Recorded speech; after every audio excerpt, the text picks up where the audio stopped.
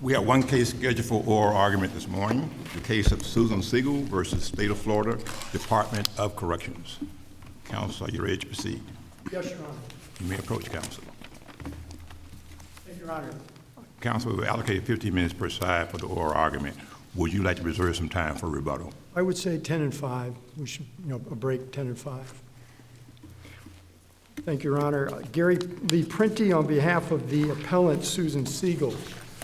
Today, the court has before it an order denying the appellant's petition for writ of mandamus, which was her attempt to get the Department of Corrections to comply with the direct language of her sentencing judge's order of restitution, which imposed restitution in the amount of $475,000 at that time. It's now been determined it's $468,000 in a pro rata basis. So the key thing here is when a judge entered this order stating it was to be distributed in a pro rata basis, what did that mean?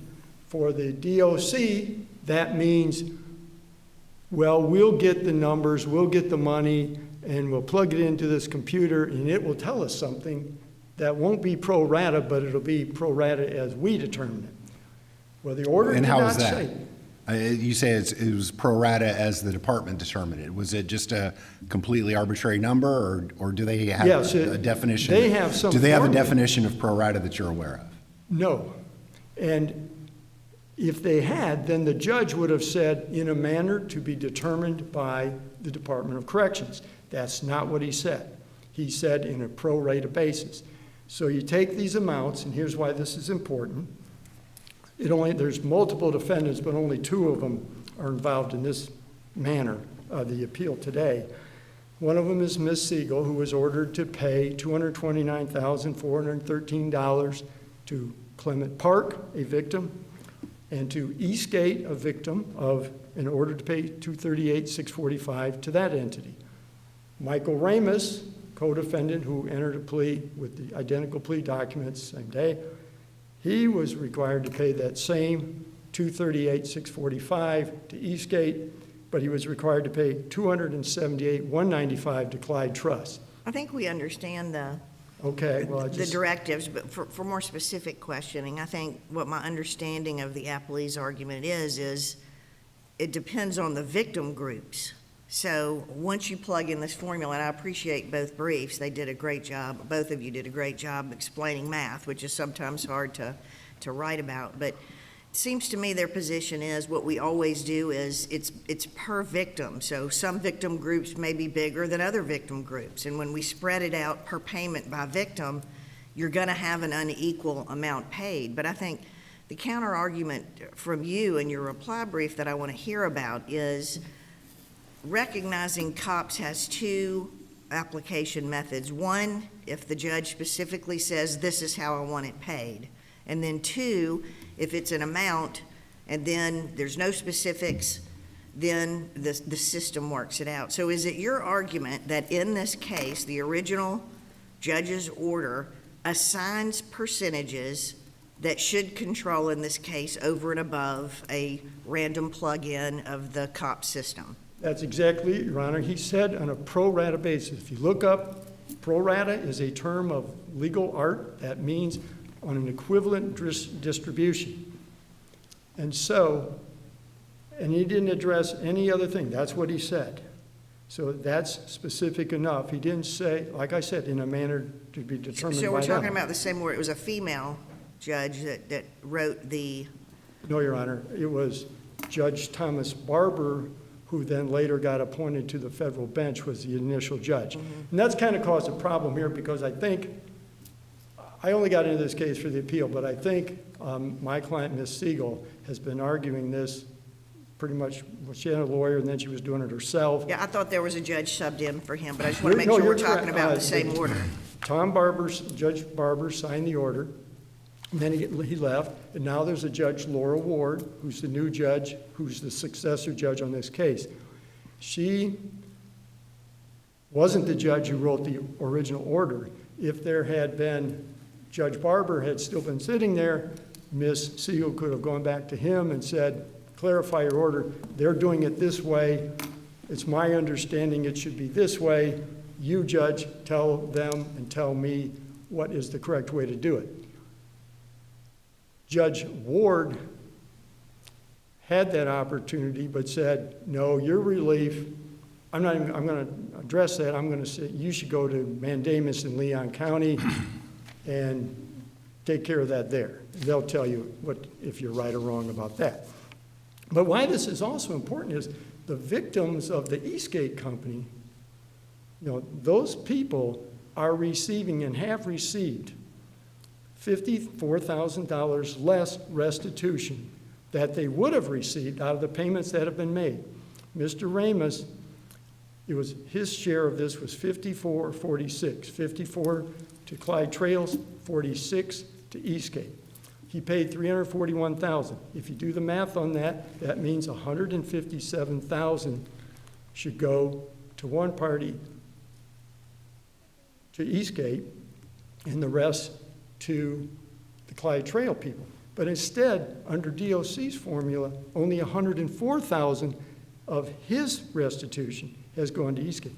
Whereas, Counsel, couldn't the court have said that when Ms. Siegel brought it to the attention of the Hillsborough County Court? Hey, the Department of Corrections is misallocating the restitution. They're not doing it in a percentage that Judge Barber ordered. They could have said, well, that's correct. Judge Barber meant pro rata to be between the defendants and not between the victims, and therefore their allocation is a violation of the sentencing order. Instead, they said, go talk to DOC. Go bring your claim to DOC. Doesn't that show that the Hillsborough County Court did not consider what DOC was doing to be a violation of the sentencing order? Well, without saying that, no. It just means I don't know what I'm doing on this because I wasn't the original judge. You take that up to Tallahassee and you figure it out there. I think she could have and should have addressed it as I'm going to treat this as a motion for clarification and said what you just said, but she did not. She and said, what do we do with the circuit court's refusal to address the sentence order the way that your client wanted them to? I don't know that it has any bearing at all. We're talking about whether Judge Lane Smith in Leon County could have said, I can read pro rata, and I know what it means, and here's what it means. She's right. We can't unring the bell of what they've done in the past. These poor Eastgate people are out there $50,000 that they would have got, but from henceforth, you will distribute it the way Judge Barber's original order of restitution says to do it. He said, no, because it's joint and several, doesn't matter, but it does matter because if, as it currently stands, if restitution isn't fully paid, the people of Eastgate are kind of getting screwed by this deal, by their deal, because there were, they want to look at it as Eastgate is comprised of X amount of individuals, Clyde's Trails of Clyde is X amount of individuals. We're doing it with all the individuals.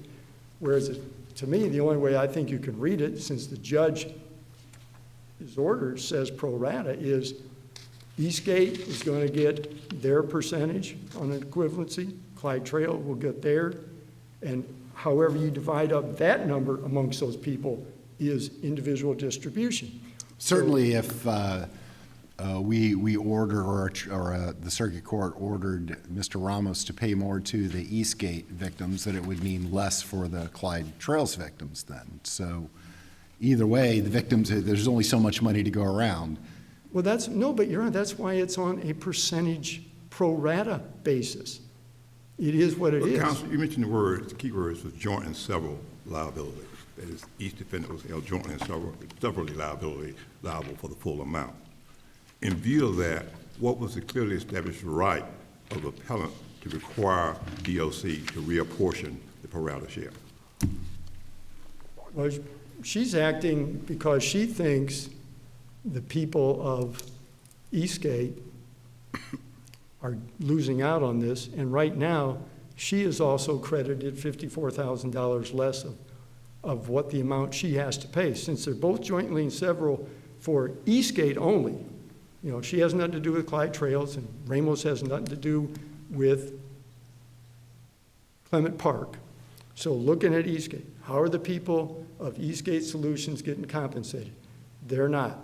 They're losing out because there's whatever number of people there are in Eastgate, it's being distributed, 104,000 is being paid to them at some pro rata thing. So if there's 50 people, it's 2,000 apiece, et cetera. It should have been 158, which means they would be getting $3,000 apiece instead of $2,000 apiece. And that's our argument, that that's the way it should have been, based on what the judge said.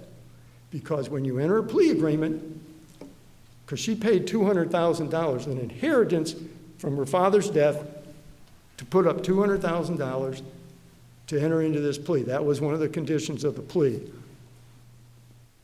Because you're putting up money, we're going to treat it this way. And then she finds out that even though this good faith effort by her to do something on behalf of these victims, she's not doing what she thought she was doing for these victims. Anyways. You are into your rebuttal time. Yes. Thank you, Your Honor. Thank you, counsel.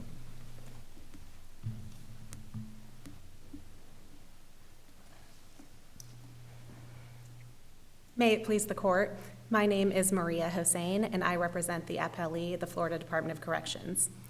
We are here today because appellant was convicted of fraud along with her co-defendants, and now this person who defrauded hundreds of victims seeks to dictate to the Department of Corrections how her co-defendants' restitution payments should be distributed to the people they victimized, even though she has no clear legal right to do so. First of all, Ms. Siegel— Assuming for the sake of argument that she does have a clearly legal right to do so, on the merits, how is appellant's expert's calculation on the apportionment or reapportionment incorrect? Yes, Your Honor. It is a little bit complicated in this case because there are so many victims, but as the trial court judge's order said, each defendant was to pay restitution to the victims, joint and several, pro rata. As you can see in the judge's initial sentencing order, it does not tier the victims, so it does not say that some victims should be paid in priority over other victims. That is something that trial court judges are permitted to do. He did not do that in this case. While they are grouped into different categories based on, frankly, where their timeshares were located, that was just for an administrative purpose, probably to make it easier to identify the hundreds of victims that are at issue in this case. So because none of the victims were prioritized in the judge's order, when the Department of Corrections receives that sort of order, we treat all of the victims to be equal in terms of the priority in which they are paid. What that means is that when an offender makes a payment, each victim of that offender gets a proportionate share of that payment. That is the pro rata part of the judge's order. The joint and several points to the defendants and the fact that they are each responsible for the full restitution amount. Couldn't that sort of be argued as a difference in pro rata application? So if you have an order that says 51% of the payment goes to X group, remainder goes to X group, some may argue, and certainly the simple, interpretation of that would be 51%, and then it's divided 46 or however much percent is divided the other way. So are you not arguably ignoring that pro rata assignment by then incorporating into it an each individual victim component, which then pretty much dissolves the pro rata percentage assigned by the judge? I understand what you're saying, Your Honor, but in the judge's order, he explicitly stated how much each individual victim should be receiving. And as you can see in the order, the victims are all eligible to receive a specific different amount of restitution. He did not treat it as this entire group should receive this amount of money and each victim should receive an equal amount of the money. Some of the victims are owed $4,430, some are owed $1,100 approximately. So what happens is when the department receives a restitution payment, the victims that are owed more as their outstanding balance will receive a larger proportionate share of that payment. So for example, Yeah, but if one victim... of the pro rata assignment, so you break the payment down into amounts, then they're distributed Exactly, per Your Honor. group. Not per group, Your Honor, per victim. So the victims amongst any group, so for example, Offender Siegel has 2 groups, but when she makes a payment, victims in both of those groups get a proportionate share of her payment. So if one Did victim each- is owed... did each defendant in the proceedings below share the same victims? Not each defendant, Your Honor. It's a little bit complicated. So Offender Siegel and Offender Ramos do share one victim group, and then Offender Siegel has a separate victim group with another co-defendant who we haven't mentioned today, and Offender Ramos has a third victim group with another co-defendant that we haven't mentioned today. So when one of them makes a payment, that payment is going to some of the victims in their shared group and also to some of the victims in a group that they do not share with the other co-defendant. So, like I was saying, if one of the victims is owed, let's say, $1,000 and another victim is owed $100, when an offender makes a payment, the victim that's owed $1,000 will receive a larger share of that payment as opposed to the victim that's owed $100. So then once those balances are recalculated, the next time somebody makes a payment, it might be that that person who was owed $1,000 is now getting a smaller percentage of the next person's payment because they don't have that much money outstanding anymore.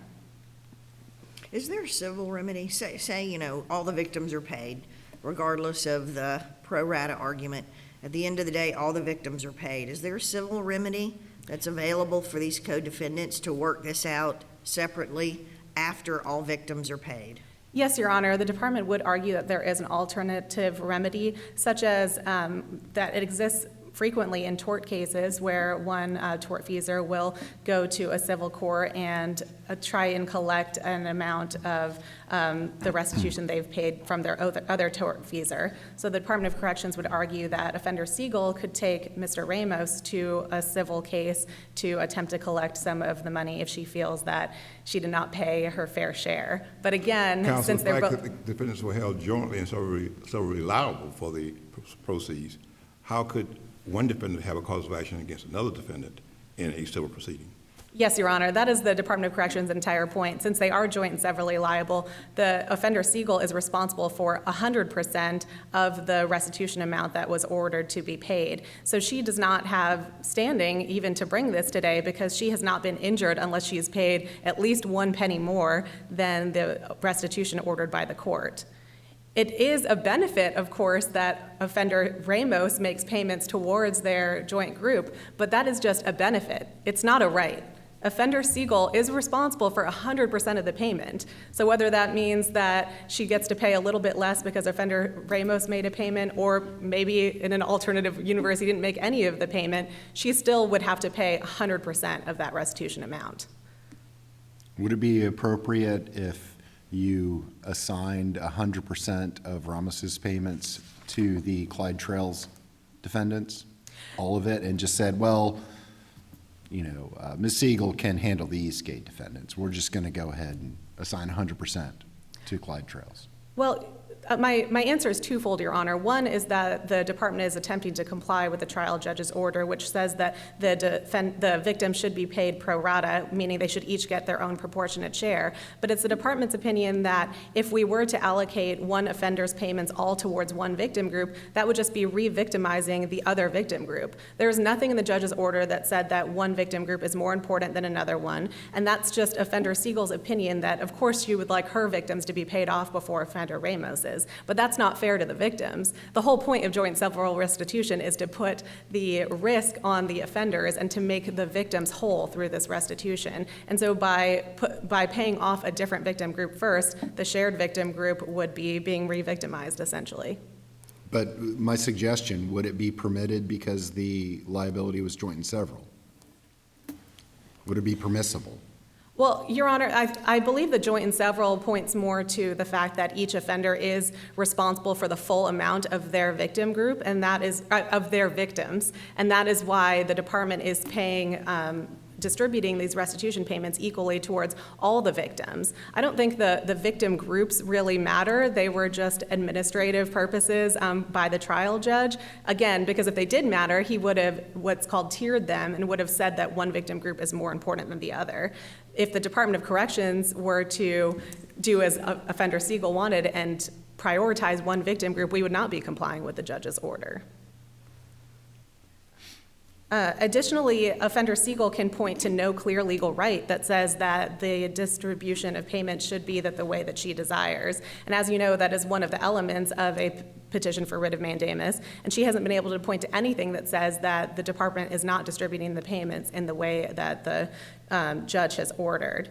Additionally, to the extent she's trying to establish a clear legal right, the case of Florida Caucus of Black State Legislatures versus Crosby has said that that is not an acceptable way for a petition of writ of mandamus to be granted. What Offender Siegel is actually seeking is prospective injunctive relief, which again is not appropriate for a petition of writ of mandamus. In that case, the court would have to continuously and constantly monitor how the department was distributing every single one of these payments monthly to all of these victims. Counsel, let's assume for the sake of argument that the defendant's expert was correct in his calculations in terms of the pro rata share. What remedy, if any, would the defendant have against the department?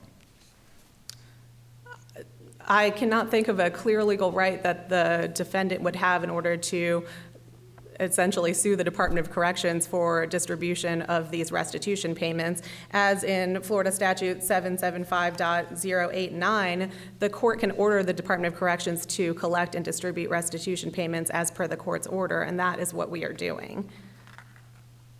As we said earlier, she might have a civil suit against her co-defendant, Mr. Ramos, if she would like to try and pursue that course of action, but she does not have a right to sue the Department of Corrections for how we are distributing the payments, especially since they are in alignment with the judge's order below. Additionally, it's important to note that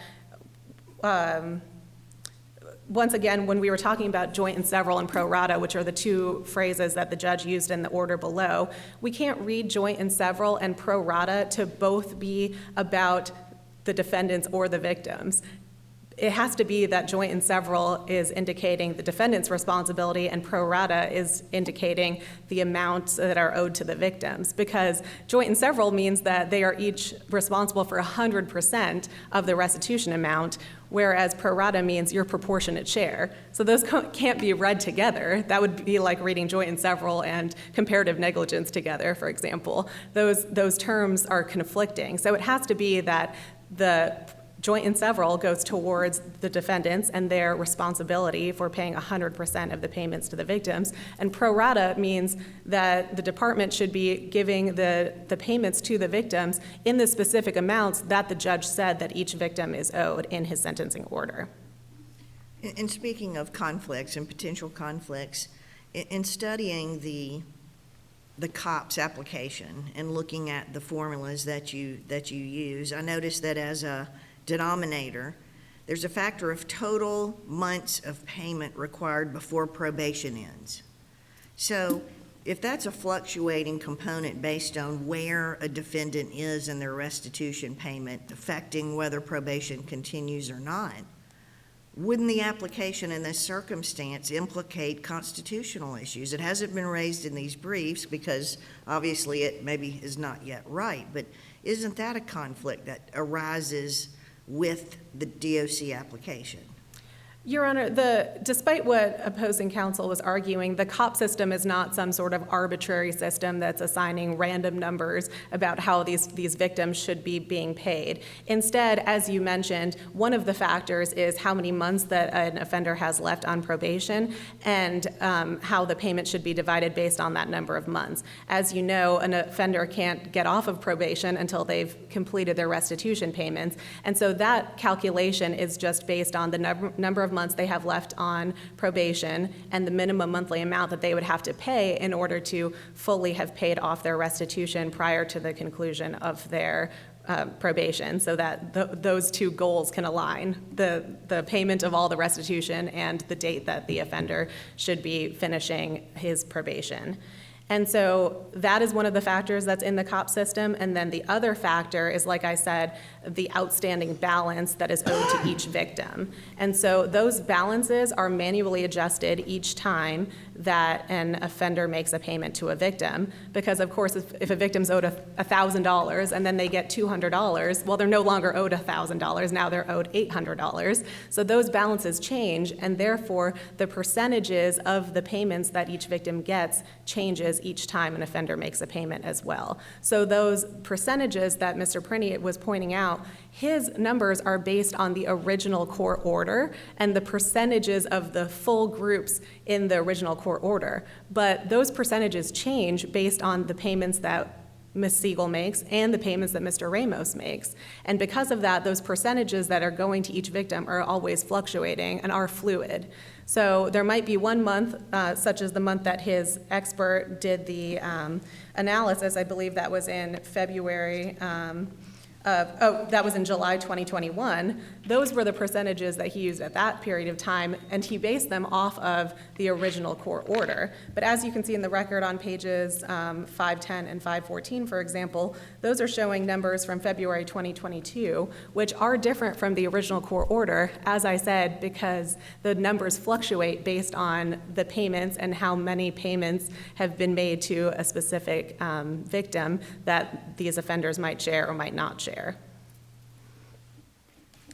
If there are no further questions, the appellee respectfully requests this court to deny the petition for writ of mandamus. Thank you. Thank you, counsel. Your Honors, there seems to be, they're in love with their program, I get that, but they keep saying that there would be, if the people of Eastgate got the money, 46% of everything Mr. Ramos paid. That's the number. 46% of everything Mr. Ramos paid should go to Eastgate on a pro rata basis. They're not getting that. They're losing out. And Ms. Siegel's only required to pay $40 a month for the rest of this probation. So obviously, people aren't going to get paid. It's only the people of Eastgate who are really getting the raw deal because they're $54,000 behind. So if anybody was victimized, it's the Eastgate people, and the Clyde Trails people are being rewarded for something. They're getting more money than Clyde Trails Group was victimized. They were victimized to the tune of 54%. Eastgate was victimized by Mr. Ramos to the tune of 46%. They're not getting 46%. They're getting less than that, $54,000 less. And that also means that at the end of 10 years, if Ms. Siegel had the wherewithal to write the balance and pay the whole thing due, it would be $54,000 more than it should have been. Not because that's what the judge wanted, but because that's what DOC's program does. And if the judge wanted to do it that way, that should have been it, in a manner determined by the Department of Corrections. Very simple, clear language. You pay the money, and they'll figure out what to do with it. He gave them directions, pro rata. That's what that means. Otherwise, it has no meaning at all. Just get the money and pay it to somebody, whoever you think best. And that's not what he wanted to do, apparently, because he could have said that too. DOC, you get to be God on this one, and you just pay out the money however you want.